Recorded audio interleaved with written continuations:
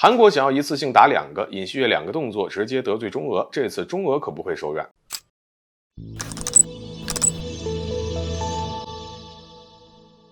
大家好，欢迎来到赵太阳观察室。此前韩国总统尹锡悦似乎彻底飘了，甚至变得是丝毫没有底线，一直在一系列的危险表态当中呢，不知不觉的已经接连得罪了中俄，稍有不慎啊，就将被架在火上烤，并为此付出惨痛代价。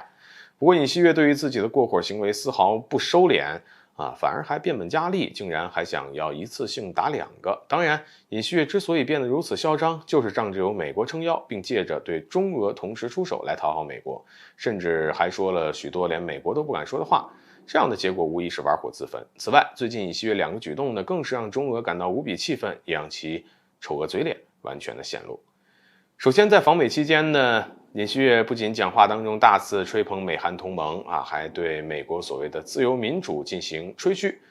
不过更甚的是，尹锡悦为了甜美，直接歪曲历史，宣称呢美军在长津湖战役当中奇迹般的突破中国军队包围，为保卫韩国献出生命不得不说韩国总统尹锡悦这一言论完全是颠倒黑白，是对中国志愿军的诋毁，也是极其不负责任的行为。而对于尹锡悦这一过激言论，我国外交部发言人直接回怼，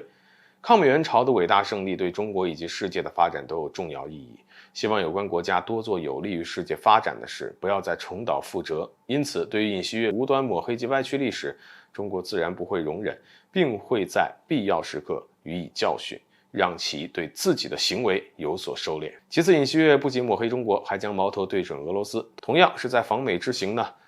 尹锡悦呢，在被问到是否会向乌克兰提供致命武器时其表示韩国一直在关注俄乌局势，将考虑各种选择。不仅如此，尹锡悦还对俄罗斯入侵乌克兰的行为进行了谴责，并表示要确保这种行动不会成功。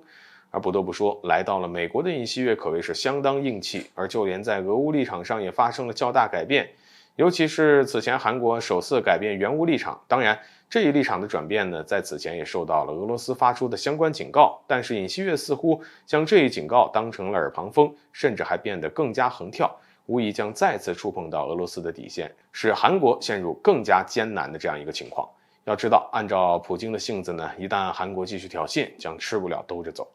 因此尹锡悦的2个举动几乎是一次性的得罪了中俄，让中俄对此呢必须要有所警觉，并为此做好必要的准备。当然，对于尹锡悦来说，为了取悦美国，选择对中俄出手是极其不划算的。一旦惹怒中俄，届时中俄呢是不会手软，并要给点颜色看看。到那个时候，美国只会跑，韩国只能吃下苦果。好了，本期节目就到这里，欢迎点赞转发，留下你的精彩评论。